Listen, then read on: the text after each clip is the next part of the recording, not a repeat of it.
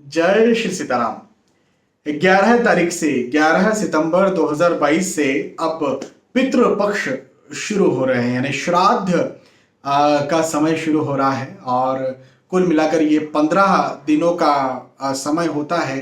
पूर्णिमा के जस्ट अगले दिन, यानी प्रतिपदा जिसे कहते हैं या एकम भी कहते हैं, तो इस दिन से पहला श्राद्ध होता है। उसके बाद में फिर 25 तारीख को 25 सितंबर 2022 को अमावस्या का श्राद्ध है और आखिरी श्राद्ध का दिन है।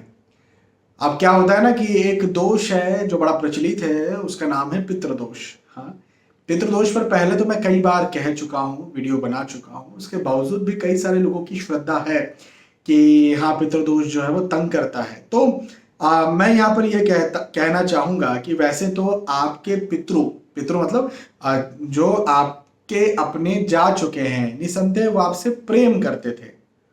भाई अधिकतर तो यही होता है ना कि जो जा चुके हैं वो आपसे प्रेम करते थे। अनफॉर्चुनेटली किसी के माता पिता इस दुनिया में नहीं है, किसी के दादा दादी इस दुनिया में नहीं है, नाना नानी इस दुनिया में नहीं है, या फिर उनके और बड़े पूर्वज। तो अधिकतर ये जब इस दुनिया से जा चुके हैं तो निसंदेह इस दुनिया की ये छोटी सी मोह माया, ये छोटी सी तेरा मेरा ईर्ष्या द्वेष, ये अब उनके मन में बिल्कुल भी है नहीं, ये यही तक का सीमित है। तो वो कुछ आपके साथ पहली बात तो बिगाड़ेंगे नहीं। दूसरी बात कि यदि फिर भी आपको लगता है कि नहीं, किसी प्रकार से कोई पितृदोष है, किसी की मृत्यु जो है वो ऐसे वक्त में हो गई जो सही समय नहीं था और उन्हें वो शांति नहीं मिल पाई है, या फिर चूंकि श्राद्ध पक्ष हमारे होते ही इसलिए हैं कि जो पितृ गए हुए हैं उन्हें हम तर्पण करें, यानी उनकी आत्मा को शांति मिले। तो इसके लिए ये श्राद्ध पक्ष बहुत ज्यादा महत्वपूर्ण होते हैं। आप सभी को मैं कहूंगा कि जो भी आपके पूर्वज हैं उनका जिस दिन भी श्राद्ध आता है, जिस तिथि को वो गए हैं उस तिथि में जरूर से उनका श्राद्ध करिए।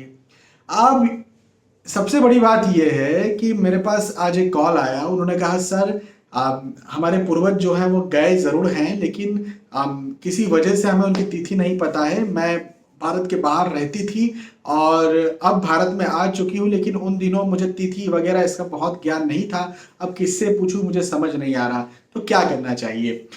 वैसे तो तिथि ढूंढने का प्रयास करिए। नहीं, यदि आपको तिथि मिलती है तो 25 सितंबर 2022 का जो दिन है वो सर्वपितृ मोक्ष अमावस्या का दिन है। ये जो दिन है, इस दिन जिनकी तिथि आपको नहीं पता है उनका श्राद्ध भी किया जा सकता है। सर्व पितृ मोक्ष कहने का मतलब सारे पितरों का मोक्ष इस दिन हो सकता है। तो आप जो है इस दिन सर्व पितृ मोक्ष अमावस्या को आप अपने जिनकी तिथि आपको नहीं पता है उनका श्राद्ध जरूर से करें। अब आपको कुछ भी नहीं पता कि कैसे श्राद्ध किया जाता है, मुझसे उन्होंने यही पूछा कि सर मुझे बिल्कुल पता भी नहीं है। उन्हें मैंने यही कहा कि भाई तिथि नहीं पता है तो फिर आप सर्व पितृ मोक्ष अमावस्या के दिन श्राद्ध करें। फिर उन्होंने मुझसे पूछा कि सर श्राद्ध करें कैसे, मुझे तो ये भी नहीं पता है। तो यदि ऐसा आपको नहीं पता है तो आपको एक काम ये करना चाहिए कि किसी आपको जानकार की सलाह लेनी चाहिए। भाई सबसे आसान बात तो यही है। सामान्यतः मैं किसी को पैसा देने के लिए कभी इंकरेज करता नहीं, लेकिन यहाँ पर बात पैसों की नहीं है, यहाँ पर बात है सही जानकारी की और सही काम होने की। तो मैं यहाँ पर यह कहूंगा किसी आपके जो भी लोकल में पंडित जी हैं, जो विद्वान हैं, उनसे आप संपर्क करें और उन्हें आप जो ये बात है कि भाई मुझे तिथि तो पता नहीं, मुझे सर्व पितृ मोक्ष अमावस्या के दिन इनका श्राद्ध करना है, आप मुझे विधि बताइए और आप ही करवाइए कैसे करना है। तो वो आपके घर में आएंगे और आपको जो भी विधि है वो बताएंगे, आपके लिए वो सारी चीजें करेंगे और उसके बाद में जो है पूर्णतः अच्छी तरह से शास्त्रोक्त वो संपन्न करेंगे। ऐसा जरूरी नहीं है कि पंडित जी को हमेशा ही आपने बुलाना है, हर श्राद्ध पर आपको बुलाना है पंडित जी को, ऐसा जरूरी नहीं है। लेकिन चूंकि आपको कुछ पता ही नहीं है तो पहली बार आपको बुलाना चाहिए। पहली बार बुलाइए, दूसरी बार बुलाइए, तीसरी बार बुलाइए, मतलब हर वर्ष आप बुलाइए और आपको एक बार यदि समझ में आ जाता है कि अच्छा ऐसा ऐसा करना चाहिए, ऐसा करना होता है, पंडित जी तो ऐसा करते हैं, तो बिल्कुल फिर उस चीज को आप फॉलो करना शुरू कर दीजिए। फिर आप पंडित जी को नहीं भी बुलाएंगे, खुद से भी करेंगे तो भी चल जाएगा। तो ये जो पितृ दोष वाली जो बात है या पितरों को शांति देने वाली जो बात है, यदि इसके लिए बहुत अच्छा बहुत शानदार दिन यदि मैं पूरे वर्ष में यदि ढूंढ करके लाऊं तो मैं कहूंगा सर्वपितृ मोक्ष अमावस्या का दिन, और 2022 के वर्ष में 25 सितंबर को पड़ रहा है। तो मेरा कहना ये बनता है कि इस दिन का बिल्कुल बिल्कुल बिल्कुल आपको लाभ उठाना चाहिए। भी बहुत दिन बचे हुए हैं, इस दिन बिल्कुल आप, यदि आपकी छुट्टी नहीं तो छुट्टी ले लीजिए, आप सारे काम छोड़ दीजिए, पढ़ाई लिखाई छोड़ दीजिए इस दिन के लिए, हमेशा के लिए इस दिन के लिए पढ़ाई लिखाई छोड़ दीजिए, नौकरी बिजनेस का काम इस दिन के लिए छोड़ दीजिए, दूसरे कोई भी काम है, कहीं बाहर जाना है, सब छोड़ दीजिए। इस दिन जो है सर्वपितृ मोक्ष अमावस्या का श्राद्ध जरूर करिए। अब सामान्य विधि क्या होती है श्राद्ध करने की? श्राद्ध करने की सामान्य विधि ये मानी गई है कि सबसे पहले तो तर्पण किया जाता है। तर्पण यदि आप लोग हमेशा करते हैं तो एक एक पात्र होता है, वो अधिकतर तो तांबे का ही होता है पात्र। उस तांबे के पात्र में जल लिया जाता है, कुसाएं लगाई जाती है आपकी अंगुलियों में, और फिर जो है उससे तर्पण किया जाता है, मतलब पानी दिया जाता है, जल छोड़ा जाता है अपने पितरों के नाम पर, पितरों का नाम लेकर के। वो जल जो छोड़ा जाता है वो ये मान्यता है कि भाई वो आपके जिन पितरों का नाम ले रहे हैं आप, उन पितरों को जा रहा है, तो उनसे उनकी आत्मा तृप्त हो रही है उस जल से। वो जल उनके लिए अमृत के समान काम करता है, सबसे बड़ी बात। फिर गाय के उपले में या गाय का कंडा जिसे हम कहते हैं, उसमें धूप भी दी जाती है, उसमें अग्नि प्रकट की जाती है। वो जो अग्नि होती है वो ये पूर्णतः मान्यता होती है कि हमारे पितृ देवता ही हैं, और उनका साक्षात तो वो आ नहीं सकते, लेकिन वो चूंकि अग्नि के रूप में आए हैं तो उन अग्नि का दर्शन ही कर लेना पितृ देवताओं का दर्शन होता है। तो उस अग्नि का दर्शन भी करना चाहिए, तर्पण भी करना चाहिए। और इसी के साथ साथ हमारे शास्त्रों में कहा गया है अन्नदान महादान, सबसे पहला दान यदि कोई है तो वो है अन्नदान।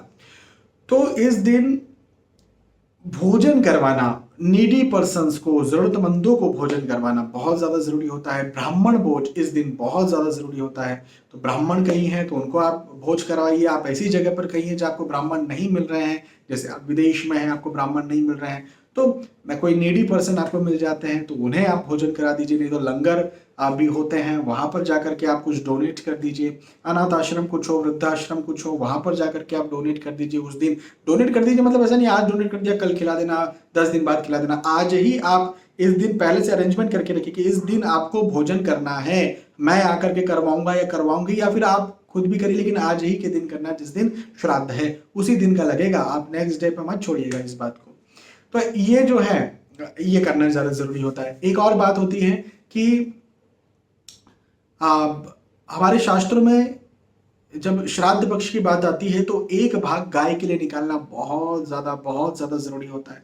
तो एक भाग गाय का भी जरूर निकालना है, अन्न में, भोजन में, जो भी आपके घर में पकवान बने उसमें।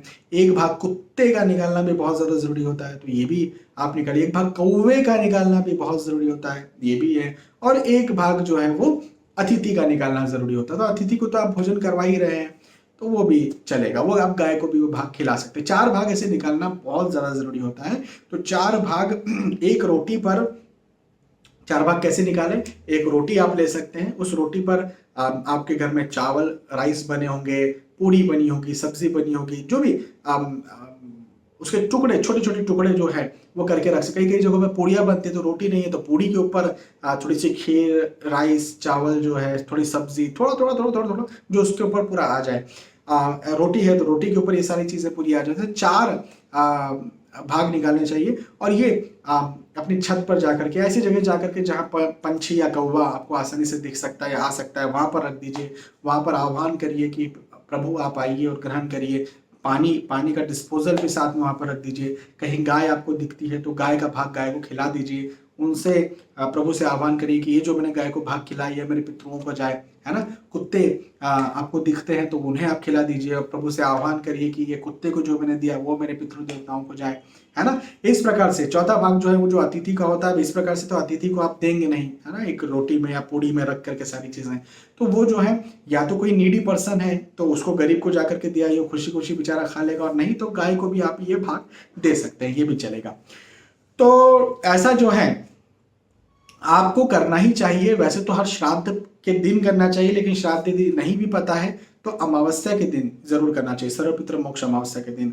और मैं तो कहूंगा कि श्राद्ध का दिन पता भी है तो भी 25 सितंबर यानी सर्वपितृ मोक्ष अमावस्या के दिन जरूर से ये जो जितनी बातें मैंने कही हैं वो करना चाहिए आपको। और अच्छी तरह से बिल्कुल मैं पूरी तरह से पूरे शास्त्रोक्त यदि आपको करवाना है तो पंडित जी को आप बुला लीजिए। और चूंकि आप सारी चीजें जानते ही हैं तो मैं जो सामान्य बातें आपको यहाँ पर समझाई और बताई हैं ये आप करिए और अपने पितृ देवता को प्रसन्न करिए। किसी प्रकार के पितृदोष की भी आपको चिंता नहीं रहेगी। पितृदोष भी किसी प्रकार का है तो वो भी उतरेगा और साथ ही साथ पितरों को शांति मिलेगी, सुकून मिलेगा। तो पितरों को शांति और सुकून मिलने से आपके जीवन में जो संताप, आपके जीवन में जो रुकावटें, आपके जीवन में जो डिले देरी हो रही है वो भी खत्म होगी और साथ ही साथ फिर आपको नई उन्नति, नई सफलता भी देखने को मिलेगी।